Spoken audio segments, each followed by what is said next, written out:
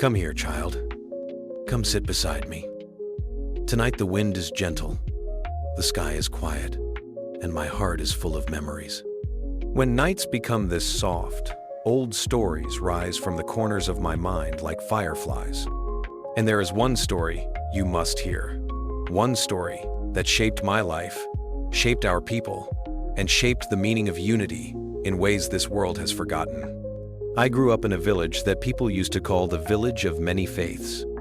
Not because the name was written anywhere, but because every heart there carried a different prayer, and still we lived as one. Muslims lived on the east side, offering their prayers with the rising sun. Christians lived on the west, where the church bell echoed at dusk. Hindus lived near the riverbank, where the sound of temple bells blended with flowing water. Sikhs stayed along the old road, where their Gurdwara stood strong like a guardian. A small Jewish family lived near the old banyan tree, and further down, a Buddhist monk had built a tiny hut where he meditated at dawn. 7 faiths, 1 village, 1 heartbeat. You might think such a place could never exist, but child, I lived in that world. I saw with my own eyes how different religions do not divide, people fear does. And in our village, fear had no place, because respect sat at every door and kindness was our daily bread. Every morning began with a beautiful melody of faiths. First came the Muslim call to prayer, floating gently across fields like early morning mist. Then the temple bells joined in, soft but bright, like little sparks of sunlight. Soon after, the church bell rang, deep and calming. The Sikh families sang their morning hymns. The Jewish family read their scriptures softly, and the Buddhist monks' wooden chimes clicked with the breeze. None of these sounds clashed. They blended like 7 colors, forming a rainbow. We children never understood the differences. To us, they were simply sounds of home. Life in our village moved slowly, like an old river. People worked hard, but their hearts were light. No one locked their doors. No one feared their neighbor. If a Muslim woman ran out of flour, she asked the Hindu woman next door. If the Christian farmer's bull got sick, the Sikh doctor tended to it without asking for payment. If the Jewish family baked bread, we all got a piece. If the Buddhist monk harvested herbs, he shared them with every household. We didn't just live together, we blended together. But child, life always tests unity. Sometimes gently, sometimes fiercely. And one summer, the fiercest test arrived, the drought. Heat descended on us like a punishment. Birds flew low, animals grew restless. The river shrank until its banks looked like ribs. The wells dried, one by one. The pond turned into cracked earth. And the sky, oh child, the sky betrayed us. Not a single cloud wandered that way for months. People grew anxious. The fields yellowed. Trees dropped their leaves. Mothers started storing every drop of water like jewelry. The old men gathered under the banyan tree and shook their heads. And slowly, fear entered the village like a shadow. Then, something happened that hurt my heart more than the scorching sun. People began separating. It began with whispers. Maybe God isn't listening to us because of the others. Maybe our faith is different, and we must pray separately. Maybe mixing prayers has angered the heavens. Within a week, every group began praying alone. The Muslims prayed for rain in the mosque courtyard. The Hindus held special rituals by the river. The Christians lit candles in the church. The Sikhs recited prayers in the Gurdwara. The Jewish family chanted inside their small home. The Buddhist monk meditated under his tree. 7 prayers, 7 hopes, but not one drop of rain. The days grew hotter, tempers shorter. People began pointing fingers. You didn't pray correctly. Your rituals are wrong. Your God is angry. No, yours is. The unity that once felt unbreakable now cracked like dry soil. Then came the day of the final blow. A young boy from the Christian family fainted from dehydration. His mother cried for help, but people hesitated.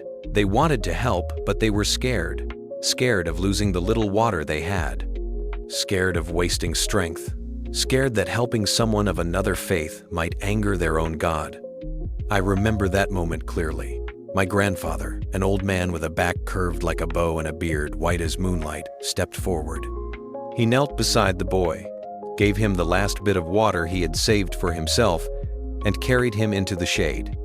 People watched in silence. My grandfather looked at all of them and said, "If our faiths stop us from saving a child, then we do not understand faith at all." But his words fell onto closed ears. Fear had grown too strong. The drought became worse. Nights became sleepless. Crops turned to dust. Elders could not walk without rest.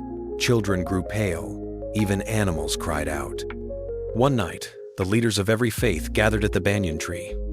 I sat quietly behind my grandfather, watching.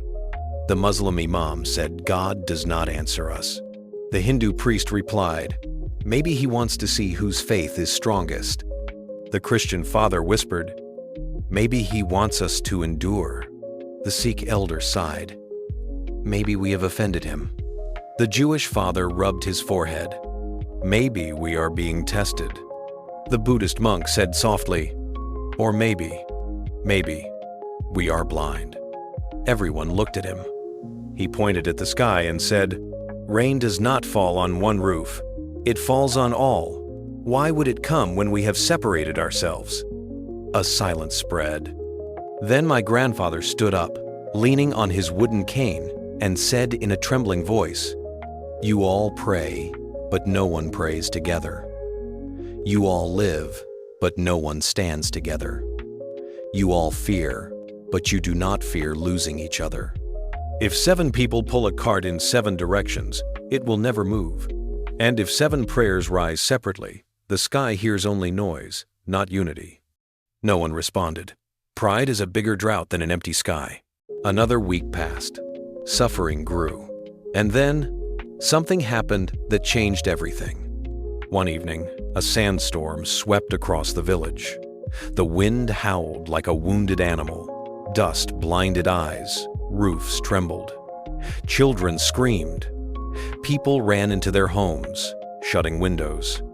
But through the storm, we saw something strange. The Buddhist monk, the oldest among us, was walking alone toward the center of the village. His tiny frame shook in the wind. Sand cut his skin, but he kept walking. My grandfather rushed out after him. The priest followed. The imam followed. The father from the church, the Sikh elder, the Jewish family. And soon, almost the entire village braved the storm together. When they reached the center, the monk whispered, though his voice was nearly lost in the wind, "We divided our prayers." So the sky divided its mercy. The wind began to calm. The monk raised his trembling hands and said, "Tonight, let every faith pray together. Let every heart beat as one. Let every child of this village ask for rain with one voice." The villagers looked at one another, unsure, afraid, ashamed. My grandfather placed a hand on the imam's shoulder. The priest held the Hindu's hand. The Sikh elder placed his palm over the Christian father's. The Jewish mother wrapped her arm around the Buddhist monk. And that night, on dry, cracked earth, under a breathless sky, the entire village gathered. Muslims spread their prayer mats. Hindus lit diyas. Christians lit candles. Sikhs sang hymns. Jews recited sacred words. The Buddhist monk sat in meditation. 7 prayers, 1 hope, 1 voice. People cried not from desperation, but from the beauty of seeing one another again. Truly seeing, as humans, as neighbors, as brothers and sisters wearing different colors. Hours passed. And then, a sound, a soft rumble, far away, like the earth exhaling. The air cooled. The wind changed. The sky darkened, not with dust, but with clouds. Real clouds. Come here, child. Come sit beside me. Tonight the wind is gentle. The sky is quiet, and my heart is full of memories.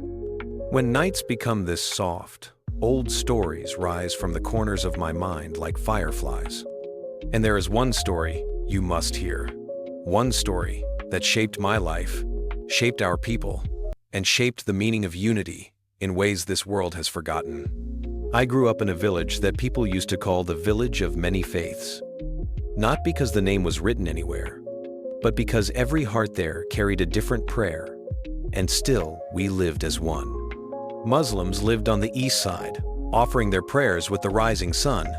Christians lived on the west, where the church bell echoed at dusk. Hindus lived near the riverbank, where the sound of temple bells blended with flowing water. Sikhs stayed along the old road, where their gurdwara stood strong like a guardian. A small Jewish family lived near the old banyan tree, and further down, a Buddhist monk had built a tiny hut where he meditated at dawn. 7 faiths, 1 village, 1 heartbeat. You might think such a place could never exist, but child, I lived in that world. I saw with my own eyes how different religions do not divide, people fear does. And in our village, fear had no place, because respect sat at every door, and kindness was our daily bread. Every morning began with a beautiful melody of faiths. First came the Muslim call to prayer, floating gently across fields like early morning mist. Then the temple bells joined in, soft but bright, like little sparks of sunlight.